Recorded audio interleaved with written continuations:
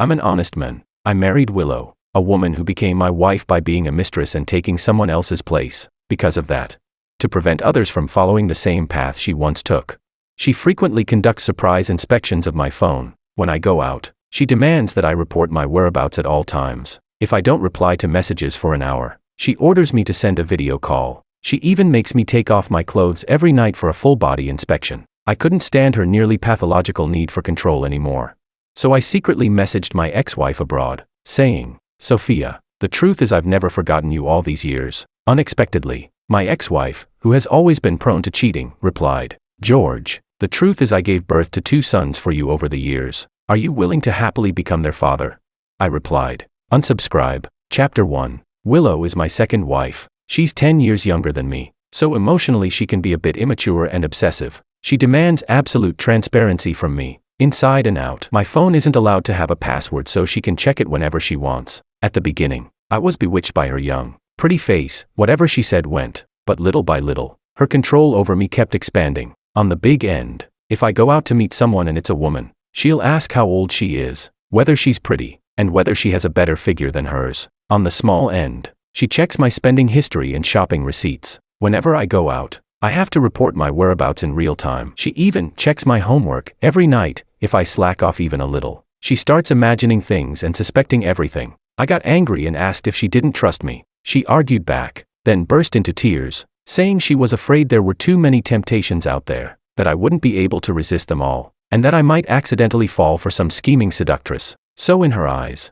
am I really the type who falls in love with every woman I meet? Am I really that weak to temptation?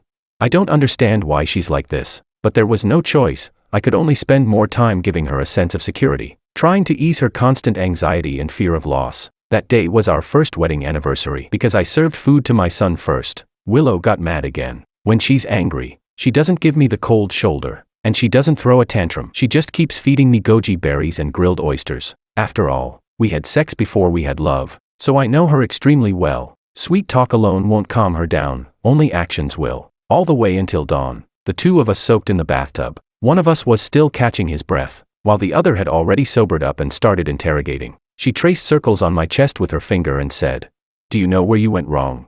I picked the most pleasant answer and said, "Because I didn't kiss you first when I got home." Willow said I was wrong. She said, "Because this afternoon I heard that girl calling you Geo, Big Brother, over and over again, so sickeningly sweet, and you even smiled at her."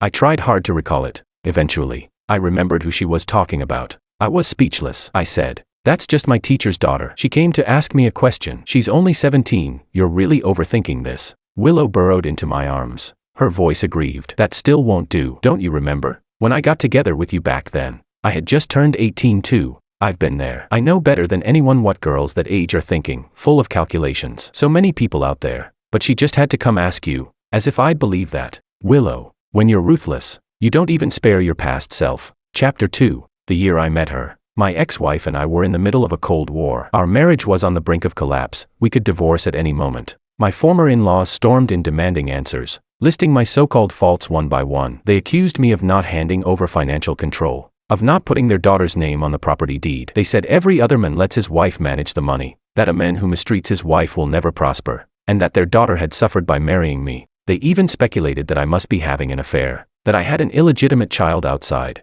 and that I was rushing to divorce so I could push the mistress into the spotlight. I was honestly speechless. Ours had been a family-arranged marriage. We hadn't even met before the wedding. There was practically no emotional foundation at all. After we got married, she wanted to go abroad for further studies. I didn't stop her. I even paid for everything and sent her overseas. I thought it was only a temporary separation, but after she graduated, she insisted on staying abroad to build her career. Meanwhile, I was already running myself ragged back home, and both families were pressuring us about having a child. I said, "What am I supposed to do if she won't come back?" My mother-in-law sent me a video. The gist was that a girl said her parents wouldn't approve of her marrying far away, so her boyfriend decisively gave up his local civil service job and went to take the civil service exam in her city instead. My mother-in-law concluded, "A man needs the ability to solve problems."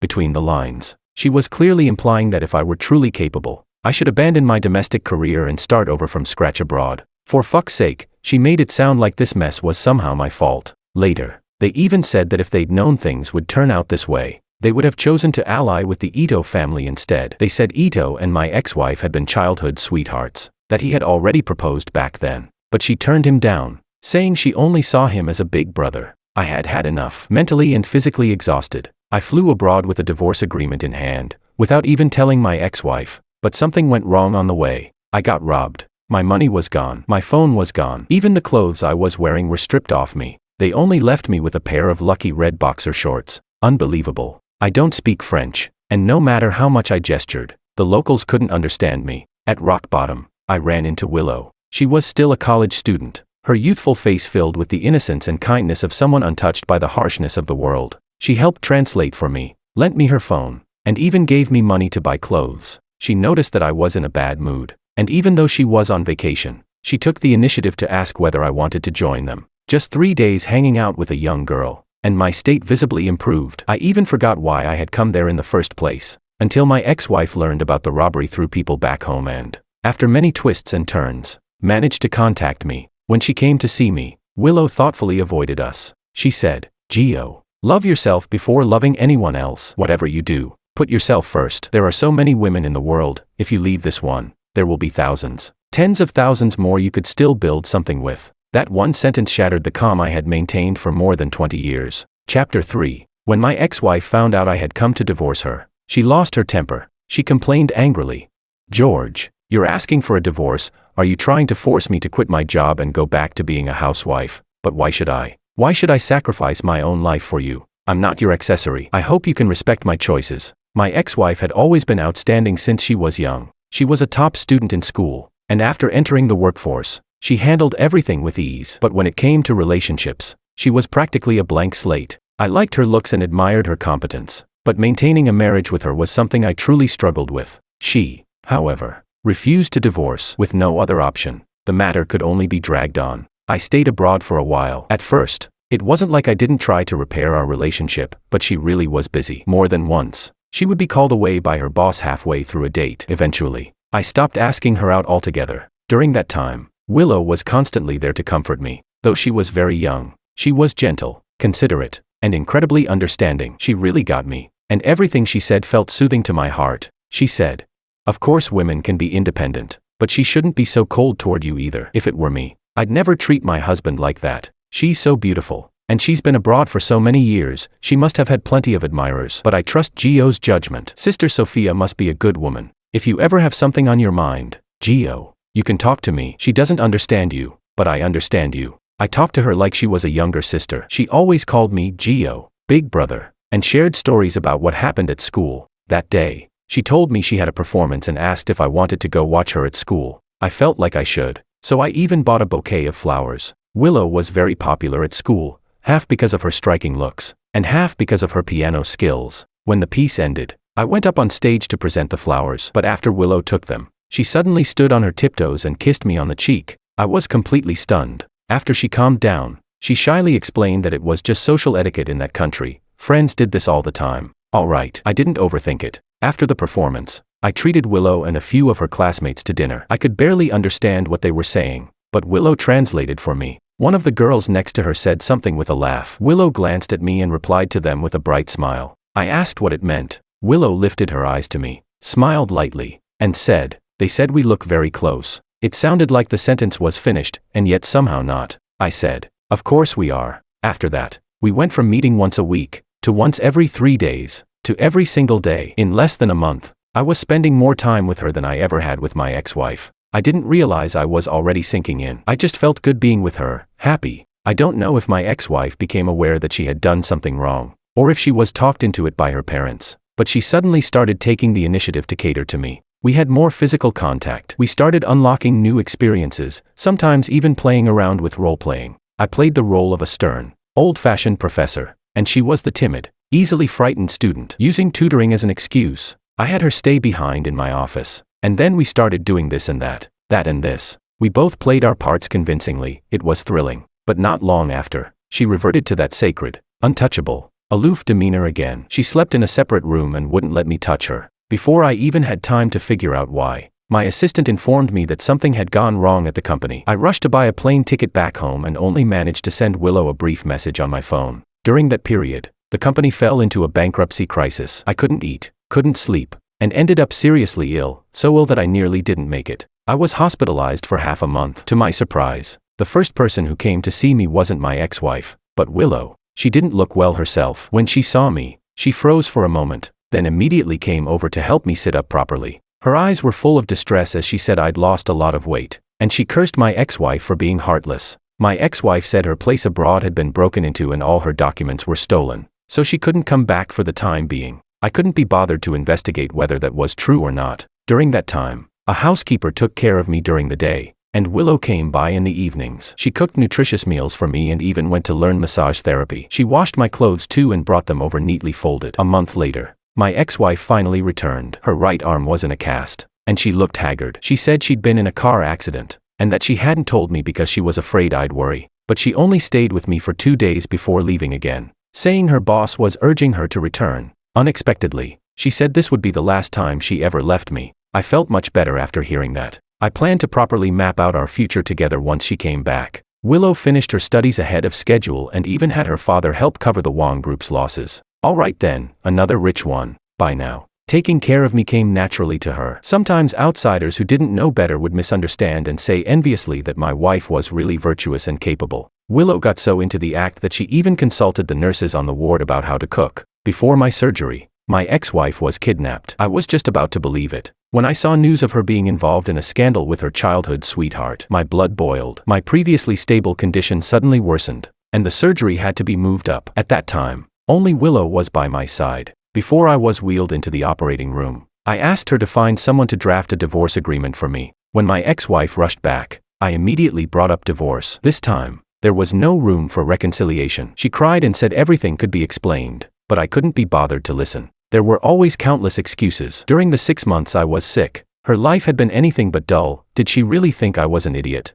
After 3 days of stalemate, she finally agreed. What I never expected was that 4 months later, she told me she had given birth to a son for me. After testing, it was confirmed that he was mine. That explained why she'd stirred up rumors with her childhood sweetheart yet still refused to divorce. After that, we began negotiating custody of the child. Just as I expected, she immediately gave the child to me. To be honest, I had no idea how to raise a child, but thankfully, there was Willow. She knew how to do everything, taking care of him meticulously, like his biological mother. I'd actually known what she was thinking all along. It was just that I'd been married at the time, so I didn't dare cross the line. So once the company was back on track, I came clean about this hazy, unspoken relationship and proposed to her. Not long after, we got married. Chapter 4. I decided to have a serious talk with Willow. Her desire to control me had gotten too strong. I even had plans next week to go get a massage with my buddies. Heard it was the not-so-regular kind. Of course, I was just going to look. I definitely wouldn't do anything improper. I'm an honest man. Willow was in the study. When she saw me, she hurriedly pressed a book down on something, a flicker of panic flashing in her eyes. She said, "Husband, why are you here?" Willow never talked like that. She usually couldn't wait to cling to me every second of the day. Anytime I took the initiative to do something, she'd immediately post about it online to show off. She'd changed. Realizing she was hiding something from me made me uncomfortable. Damn it, could my second marriage really be ending this early? I remembered that a long time ago, I'd had my fortune told. They said my love life would go through many twists and turns before finding fulfillment, and that in the end I'd fall into a predicament I couldn't escape from. Was this for real? I temporarily set aside my doubts and told her what I was thinking. To my surprise, things went far more smoothly than I'd expected. Willow simply clung to my arm. Her gaze lingered for a moment on my bare ring finger, and she said in a subdued tone, "I'm sorry, I went too far. I was just afraid you'd get tired of me." She went on, "I have a friend whose husband divorced her because of a mistress outside. He even beat his pregnant wife. She almost didn't survive." Ooh. How did I not know about gossip this big? I understood her anxiety then. I said solemnly, "Don't worry, honey, I'm not that kind of person. Even if we ever got divorced, I wouldn't hit you. I'm an honest man." She was silent for a few seconds, then casually changed the subject. "By the way, honey, where's your ring?" I thought about it briefly and said it was in the bedroom. "It's too tight, not very comfortable." Back then, I'd bought it just because it was expensive, without thinking at all about whether it'd be convenient for everyday wear. Willow smiled softly and suddenly took out a pair of matching gold rings. I saw them on the way and thought they looked nice, so I bought them. "We can wear these from now on." Receiving a ring from my wife, I was deeply moved. I made another promise to her, "Honey, Don't worry, I swear, this lifetime, I will never keep a mistress. Willow lifted her head and kissed me. She believed me. She said, okay. I thought that would be the end of it. Who knew? She suddenly straddled my lap and casually turned off the light. My vision blurred. One hand hooked around my tie. The other slowly slid downward. With a gentle lift of her palm, she said in a sweet, teasing voice, no being naughty. Willow is incredibly gifted in this area. She's always finding new ways to surprise me. That's why, even after more than 3 years of marriage, every time things head in that direction, I still look forward to it. And the results proved it was worth anticipating. My waist ached, my legs ached, my hands ached. She worked me so hard I didn't even want to think about that for an entire week. Chapter 5. The next day, Willow suddenly had to go back to her family home. She hadn't wanted to go, but her father gave her a hard order. She had to come back that day to visit the old man. So in the little time she had left, Willow kept kissing me, saying she'd come back immediately. To be honest, and this might sound ungrateful, I felt a little giddy inside. With her gone, I actually felt a sense of freedom. I could finally go out at night. Ever since marrying Willow, whenever I went to a bar, I either had to bring her along or keep voice chat on the entire time. I dropped a message in the group chat. Bar tonight, my treat.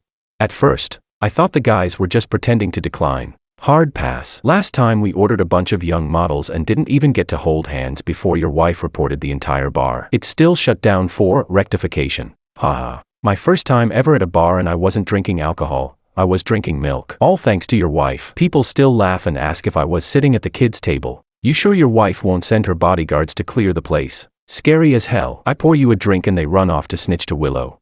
It was obvious, they were all scared to hang out with me. To make it up to them, I bought everyone a carton of cigarettes. I told them Willow had gone back to her parents' place, absolutely nothing to worry about. The guys instantly came back to life. By 10 that night, glasses were clinking everywhere. I spent a huge amount of money. When I went to pay and pulled out my card, it suddenly hit me. Every time this card gets used, Willow gets a text alert.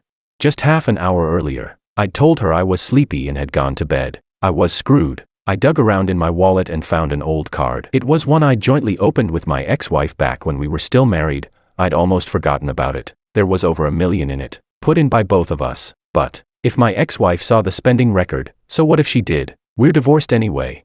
I don't care. In a few swipes, over $1 million was gone. I saw my ex-wife's message when I went to the restroom. She'd sent a single question mark. Drunk. I replied. What? Money I spent buying formula for our son. My ex-wife's last name is Kim, Sophia Kim. Her figure and looks are flawless. Back then, I thought I'd hit the jackpot marrying a woman like that. Turns out, a marriage can't be judged on that alone. The reason we still had each other on WeChat was because of an agreement. Every once in a while, I had to send her videos and photos of our son. But another condition was that I wasn't allowed to tell our son who his biological mother was. Ridiculous. A woman who doesn't want her own child, yet still pretends to care. Willow knew about this too, which is why the chats she checked most often on my phone were the ones between Sophia and me. Sometimes even an accidentally sent sticker would make her suspicious for half the day. While I was silently roasting my ex-wife in my head, she started throwing shade at me too. She said, "Sorry, I have eyes. What kind of baby formula needs to be bought at a bar? Looks like you've turned into a henpecked husband, sneaking around spending your little stash. I told you, young ones don't know how to care for people like older ones do." You even snapped at me back then. George, seeing how far you've fallen now, I can finally relax. Since when did she get such a sharp mouth? Sophia used to be cold and reserved. She even came to my wedding, face icy as she said, "Congratulations on your marriage," though she misspoke and said, "Congratulations on your new love," instead. Could it be she'd been dumped? I'd heard from my dad that Sophia's mother had tried to set her up on blind dates. She'd gone in saying she couldn't forget her ex-husband, that she was divorced with a child and would never have another kid. She scared the guy off and ruined her own reputation. Gotta admit, impressive tactics. At that moment, I felt like it'd be a waste not to mock her. So I replied, "You care about me more than my wife does. Don't tell me you still like me." No way. No way. I'm dying laughing. Being older and you're proud of it now. If you're such a catch, why are you still single? If you ask me, don't set your standards so high at your age. Why not just go hang out at the public square? Plenty of old men there. I deliberately exaggerated it. Sophia took a full 3 minutes before replying. One word at a time. Shut up. And that's a joint account. Pay the money back. I blocked her. Chapter 6. How can a drinking table be complete without truth or dare? My luck was the worst. I got picked several times, but I could handle it. When I chose truth, every one of them eagerly pressed me, between my ex and my current wife, who was my true love.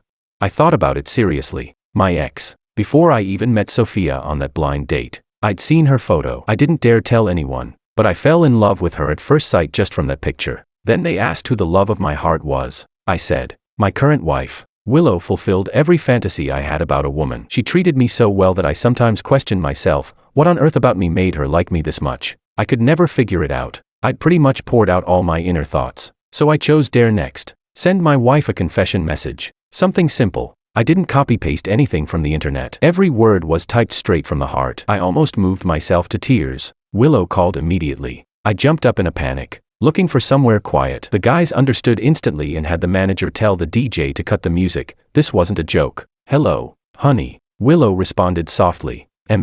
She asked. You're not at home. Damn it. A woman's intuition is terrifyingly accurate. Guiltily. I said yes. I said. Our son insisted on KFC. He wouldn't stop crying otherwise. No choice. I was already in bed, but I had to come out to buy it. At 2 years old, kids are at the perfect age to take the blame. Willow paused for a few seconds before saying, then wear more clothes and come home early. In my naivete, I didn't hear anything strange in that line. I replied, got it. Before hanging up, she responded to my confession message. I love you too. Sometimes I can't help but think, thank God Willow is so devoted to me. If she were a player, wouldn't I be toyed with completely? Chapter 7. Willow's return was delayed by 1 day. She apologized to me over the phone. She said, I'm sorry, honey, I'll come back as soon as I can. It didn't really affect me at all, but since my wife put it that way, I naturally went along with it. I said, then it's a deal. The moment I mentioned going to eat KFC, my son, who had been lying in bed whining about how uncomfortable he felt and refusing to move, immediately sprang up. I'm all better now, Dad. Heh, little brat. I noticed that the comic book he'd hidden under the covers seemed to have a notebook tucked inside. It looked familiar. I asked, where did you get this? My son scratched his head and thought for a moment. In the study. It was piled together with my comics. I remembered, it was the thing Willow had sneakily hidden that night. My instincts told me there was gossip to be unearthed. I sent my son away and quietly took it back to the bedroom to look at it myself. Before opening it, I mentally prepared myself. What I was doing wasn't right, but I told myself it was in case my wife was cheating, so I could cut my losses in time. Not recommended behavior. The notebook was filled with Willow's fragmented diary entries. The timing was uncanny. It started from the year we first met. It read, I lost a game and had to stand on the street and confess to a man wearing the same color clothes as me. Luckily, I was wearing a bright red dress, and there were no men dressed like that. I was calculating the time, and soon I saw a fellow countryman whose luggage had been stolen. He was frantic. I wanted to leave, but he was so handsome, and most importantly, he was wearing red boxer shorts, same color as me. So that was how Willow and I began. I kept flipping to the next page. It said, when I found out George was married, I didn't feel much, but my best friend said that after I got drunk, I ran onto a bridge saying I wanted to die for love. They loved joking around. I didn't believe a single word. I heard they were getting divorced. The next day, my friend said I got drunk again and knelt on the bridge praying to God. This time they recorded it. I started doubting myself and explained that it was my second personality coming out. Told them not to believe it. I never imagined Willow had a side like this. No wonder every time I asked her when she started liking me, she couldn't give an answer. Her entries were written on a whim, sometimes one a day, sometimes once a week. After that, it was all mundane rambling. She even wrote about birds pooping on cars, very much in line with my impression of her, childish. Until I saw this. She had written about hiring people to deliberately intercept Sophia's car, staging a robbery to steal Sophia's documents, and about the hackers who infiltrated the company and the scandals involving Sophia. She had arranged all of it. The diary slipped from my hands and fell to the floor, flipping open by itself to the most recent page. Absent-mindedly, I lowered my head. It read, I want to be with my husband 24 hours a day. I want to see him all the time, but I'm afraid he'll get annoyed.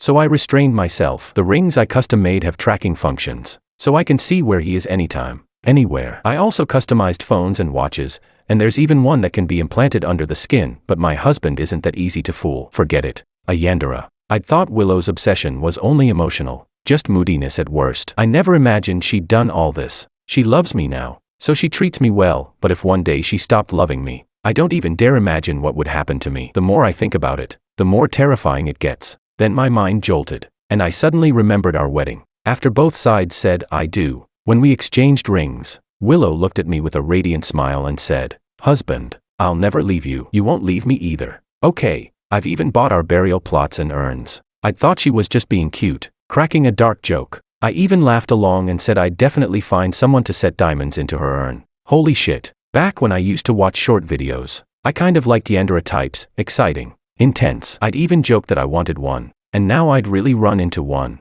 So why is it that when I joke about winning the lottery jackpot, that never comes true?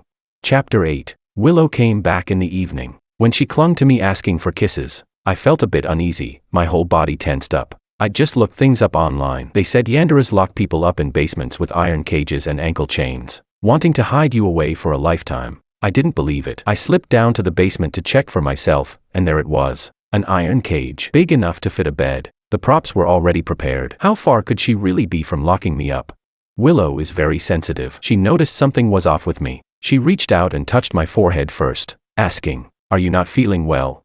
I was thinking about how to reduce time spent with her. I forced an awkward laugh and said, "I want to eat the food you cook." She visibly relaxed, nodded, and said, "Okay." Willow learned to cook after going abroad, and she's actually quite good at it. I held my phone with a knot in my stomach. To be safe, I texted my buddy instead of calling. I said, "My wife is a bit, not normal." He replied, "You're only realizing this now." I asked, "You all knew. Why didn't anyone tell me? What should I do?" My buddy sounded speechless. He said, "Which part of what your wife does looks normal to you? You always seemed pretty happy. I thought you were into that type." Thinking about it now, Willow really had been off from the very beginning. Not to mention all the controlling behavior afterward, watching me constantly, getting paranoid the moment I got close to any woman, acting jumpy and suspicious all the time. I wanted to bang my head against the wall for how slow I'd been. I really couldn't resist temptation. "Beauty is a trap," I said. "I want a divorce." Do you think she'd agree? Only then did my buddy realize how serious this was. He said, "You're serious? I think it'll be very difficult. Your wife will never agree." That was my feeling too. So what should I do? Willow called me to eat. Our son had just washed his hands and was sitting obediently at the table. He said, "Mom made lots and lots of cola chicken wings." His favorite. I stopped in my tracks, suddenly thinking of something. The housekeeper had taken the day off. Willow cooked the meal, and she washed the dishes too. I looked at her figure moving around in the kitchen and felt a bit emotional. Such a perfectly normal person. How could she be this good at pretending? That night, the activities moved to the bathroom. I was afraid Willow would notice something, so I went all out the entire time. She praised me for being amazing. Damn it, I felt great being praised. After a while, her phone was charging, and she casually picked up my phone to look something up. I didn't even have time to react. Then I saw her finger accidentally tap into my text messages. At the top of the list, a message from an unfamiliar number popped up. It read, "Is your wife at home? Want me to come over?" Bad news, it was from my buddy. Good news, the earlier messages had all been deleted. Willow's expression didn't change much, but her voice turned stiff. She asked, "Who is she?" I pretended to stay calm. "Probably spam." Then I asked, "What do you mean by that? Are you suspecting me?" I pinched the bridge of my nose. "Forget it. I don't want to argue. Let's both calm down." Willow pouted, looking wronged. "Sorry, but can you tell me who this person is?" "I'm really just asking." I reached out to take the phone back, but she narrowed her eyes at me and said meaningfully, "You seem very guilty. If you won't say it, then I'll check it myself." Crap, she really could check. If she saw the old chat records, I'd be finished. I made a snap decision and forcefully scooped her up, holding her firmly. "I'm not done yet. The real show is just getting started." The process was rough, but the outcome was good. I got the phone back safely. I deleted everything completely, and Willow didn't ask any further questions. Chapter 9. Run. I had to run as far away as possible. I needed outside help, so I pulled Sophia out of my blacklist. I planned to use our son as an opening, find an excuse to see her, and sent, "Our son misses you." She replied, "Call me Mom." I was speechless. She sent another message, "Andy doesn't even recognize me. How could he miss me?" Why was she being so literal? Against my conscience, I typed, "Sophia, I won't pretend anymore. I'll be honest, these past years, I've never really forgotten you." The implication was obvious. I was waiting for Sophia's reply when Willow suddenly video called me. I felt an inexplicable surge of panic. I steadied myself before answering. It wasn't anything particularly important, but Willow often called just to talk. That's why when my buddies warned me to keep an eye on her, said one day I might end up unknowingly raising someone else's kid, I never took it seriously. After finally dealing with Willow, Sophia replied. She said, "George, I won't pretend anymore either. I'll be honest, I gave birth to 2 back then. You have another son. Do you believe me?" I replied, "Unsubscribe." What nonsense. Showing up out of nowhere with a surprise kid. Did she think I was stupid? My heart was a mess in the cold wind. Whatever. First, I'd go pick up my son. After getting him in the car, I thought about just taking him and running. But then I figured Willow would probably catch up before we even boarded a plane. If she caught us on the spot, what would I even say? The next second, my son said, "Dad, that red car behind us, does Mom have one like that too?" Alarm bells went off. I looked back. Thankfully, it wasn't a familiar license plate. Wait, something was off. My phone vibrated. It was Sophia calling. I stared at the car tailing us and answered. "Hello." The woman's voice was cool and flat. "Pull over." Chapter 10. Sophia came alone. She rolled her eyes and said, "I knew you wouldn't believe me, but that's fine. Once you meet Leo, you'll know. They're twins, cut from the same mold." "All right." My son tugged at my hand and asked, "Dad, why is this auntie asking me to call her mom?" At such a young age, his worldview was being rebuilt. Sophia crouched down, her eyes reddening as she patted his head. "Because your dad and I used to be married, then we divorced. I raised your brother, and your dad raised you." A few simple sentences answered his questions. He still couldn't quite accept it. "But my mom is Willow. She's really good to me. Having her is enough." Sophia sniffed, pressed her lips together, and said nothing more. She stood up and asked me, "What do you plan to do?" I'd already made up my mind. "Leave here first, then get a divorce." She tilted her head. "Are you sure?" I hesitated, then said, "I'm sorry, I shouldn't have doubted you before." Sophia's gaze turned mocking. She said it was pointless to say that now. What was done was done. She asked, "George, do you regret it? I mean divorcing me?" I thought for a moment, then shook my head. That seemed to anger her. She turned her face away, slowly lowered her head, and said in a very small voice, "But I regret it." Despite everything, Sophia still followed me back to grab important personal belongings. We packed in a rush. Then Willow's message came in. She wrote, "Husband, I bought your favorite salmon. I'll be home soon to cook for you. Don't be mad about last night. I'll change. I promise. Love you, love you, love you." I hardened my heart and sent back, "Willow, I know everything. Let's get a divorce." Then I blocked all her contact methods and left the gold ring behind. Chapter 11. 1 week later, the two boys gradually grew closer, moving past their initial awkwardness. Sophia and I also sat down and had an open, honest conversation. It turned out that after she got pregnant back then, she was afraid both families would use it as leverage to force her to give up her career and return home. So she kept it a secret the whole time. Sophia really is different from before now. She prioritizes family and spends much more time with the children. That day, the boys asked her, "Mom, did you and Dad get remarried?" She paused while peeling fruit, calmly wiped their mouths, but didn't answer the question. We also never discussed what kind of relationship we were supposed to have. I didn't think she had that intention, and neither did I. Staying in this vague, undefined state felt just fine. The lawyer handling my divorce told me, "Ms. Lou has agreed, but she says she wants to sign the agreement in person with you." Sophia said she wanted to go with me. I thought it over carefully and agreed. After not seeing her for a week, Willow had lost a lot of weight. When I first met her, she was a bright, smiling girl. After meeting me, she became increasingly gloomy and suspicious, her thoughts turning frightening. Guilt crept in. Had I ruined her? The next second, Willow suddenly knelt down, choking back sobs. She said, "I'm sorry. I shouldn't have done those things. Can you forgive me?" I panicked and knelt down too. "Don't do this, and the one you really owe an apology to is Sophia." Willow only heard the first part. She grabbed my sleeve, eyes burning. "What about you?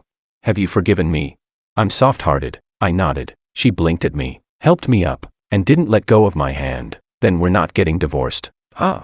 That's not right, girl." Sophia had been watching coldly the entire time. She tapped the table impatiently and said, "I don't agree." The only outsider present was the lawyer, the same one who handled our previous divorce. "Ever professional?" he asked.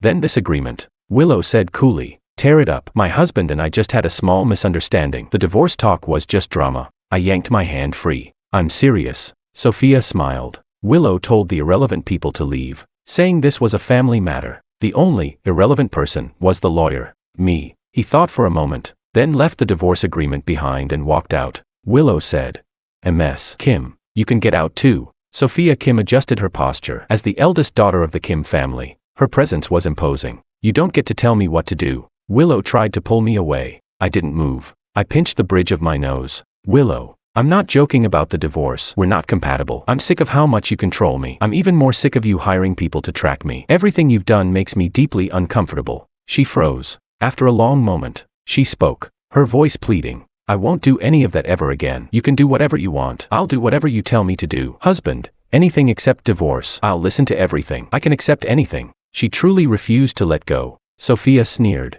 But he despises you. Can't you hear what he's saying? Willow, I don't want to pursue what you did to me back then. But stop clinging on. You're not worthy of him. Shut up. Willow's eyes were filled with hatred. She shouted. Sophia, if you hadn't failed to cherish him back then, I wouldn't have had the chance to take your place. You're the one who doesn't deserve him. For once, Sophia didn't refute that. She nodded calmly. That's why I regret it. I've been waiting for him all these years. Wait, no, hold on, you're not right either. Willow accused her of having no shame. Sophia fired back that Willow was shameless too. Both made disturbingly valid points. Then the two of them started tearing into each other. I slipped away. I needed to calm down myself. I had no capacity to tell anyone else to calm down. Chapter 12. I quickly took the two boys on a trip. While the three of us were having the time of our lives, Sophia only asked for our location once, then video called the kids to remind them of a few things. Willow, on the other hand, was far more clingy. She kept apologizing non-stop. When she found out I was traveling, she paused just long enough to ask me to help her buy some souvenirs, then went right back to apologizing, saying that as long as we didn't divorce, anything was fine. I knew this couldn't go on, so I had a sudden idea and asked, "Really? I want to settle down here. They allow polygamy in this place, you know what I mean, right? A yandere like Willow, with her extreme possessiveness and need for control, would never agree to something like that. It'd be no different from killing her. I planned to use this to force her to back off." Sure enough, Willow went quiet. After traveling for about half a month, the moment I saw Sophia at the airport after landing, my heart finally settled. Taking care of one kid is manageable. Two absolute little demons. Every single day I was playing judge. Dad, be fair. Dad, who do you like more? Dad, he started it. I desperately needed some peace, but the moment Sophia put one hand on her hip, the two kids immediately behaved and climbed into the back seat obediently. Once she confirmed the boys couldn't see us, she threw herself into my arms and said, "Good job, husband. You worked hard." After seeing so many exotic beauties abroad, I suddenly realized Sophia had her own appeal too, fun to tease, very satisfying in her own way. My thoughts started wandering. Sophia didn't know what I was thinking. She had something on her mind as well, but didn't know how to bring it up. She said, "Forget it. You'll know when we get back." The moment we saw Willow, I understood what she meant. Sophia took the two kids to pack, leaving space for Willow and me to talk. I looked at Willow in her apron and asked, "Why are you here?" She dried her hands, walked over without saying a word, wrapped her arms around my neck, and started kissing me. The familiar feeling made me deeply nostalgic. I honestly think half the reason I didn't want to leave Willow was because of this. After a long, long time, I asked again. Her eyes were bright. She stared straight at me and said, "I've thought it through. Same answer as before, as long as we don't divorce, as long as you don't leave me, I can accept anything, no matter how many women you want. I won't interfere. Husband, I'm serious." I was stunned. I'd only said it casually, a multi-partner relationship. I had no examples around me, but very quickly, I realized the advantages. Sophia and Willow each took care of one child. How should I put it? When a kid called for mom, there would always be a mom who answered. They never lacked a mother. And then it hit me. Even if I didn't think about myself, I had to think about the boys. Their future prospects were something I wouldn't have to worry about at all. Sophia and Willow even arranged their schedules reasonably. They alternated weekly. One handled the kids at night, while the other handled something else. The only real downside was their jealousy, openly sour, secretly scheming. I became the pillar of the household. The slightest favoritism toward one side meant I'd have no peace that day. After years of bickering like this, I finally found a balance. The two boys became much more independent and stopped relying on me for everything. Life grew so calm it was almost boring. Just as my mind started wandering, thinking about whether I should add another, Sophia bit down hard on my shoulder and said, "Don't even think about it.